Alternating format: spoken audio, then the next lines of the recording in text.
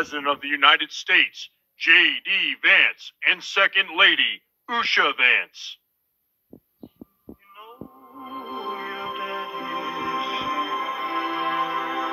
Bound to die. God, supreme among the nations, supreme on the earth. Let us pray. Remembering General George Washington on his knees at Valley Forge, recalling Abraham Lincoln at his second inaugural, with malice toward none, with charity for all, with firmness in the right as God gives us to see the right. Remembering General George Patton's instructions to his soldiers as they began the Battle of the Bulge 8 decades ago. Pray. Pray when fighting. Pray alone. Pray with others. Pray by night. Pray by day.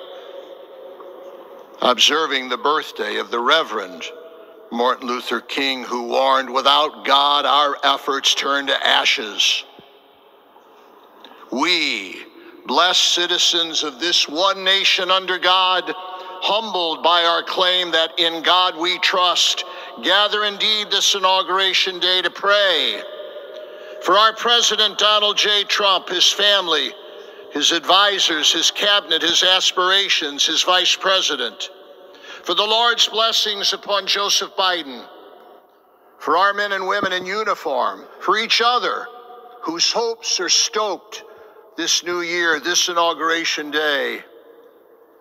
We cannot err in relying upon that prayer from the Bible, upon which our president will soon place his hand in oath, as we make our own the supplications of King Solomon for wisdom as he began his governance.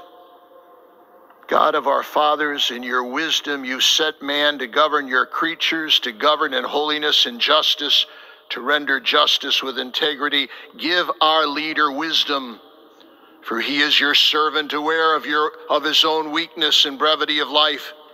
If wisdom which comes not from you be not with him, he shall be held in no esteem. Send wisdom from heavens, that she may be with him, that he may know your designs. Please, God, bless America. Please, mend her every flaw. You are the God in whom we trust, who lives and reigns forever and ever. Amen.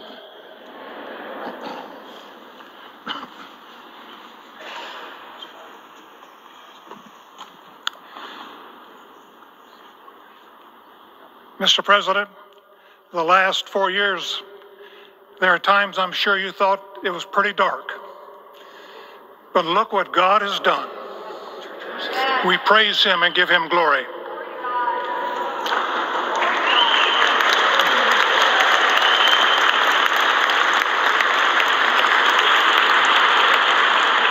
Let us pray.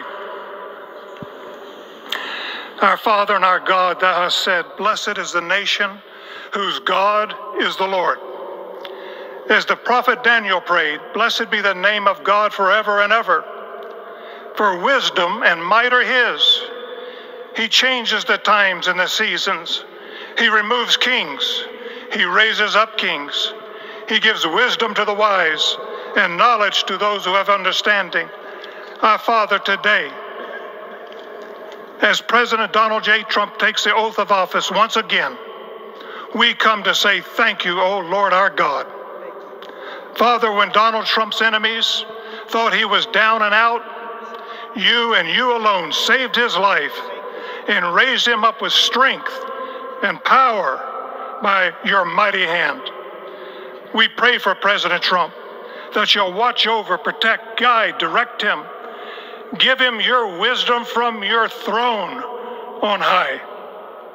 We ask that you would bless him and that our nation would be blessed through him.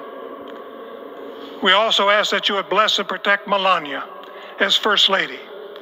We thank you for the beauty, the warmth, and grace that she shows not only to this nation, but to the whole world. We thank you for Vice President-elect J.D. Vance and his wife Usha and their young family. May he be a strength to President Trump, to stand beside him, to hold up his arms like Aaron held up the arms of Moses in the midst of battle. The prophet Samuel reminded the people It was you that brought them up from the land of Egypt. And he said, now stand still, that I may reason with you before the Lord.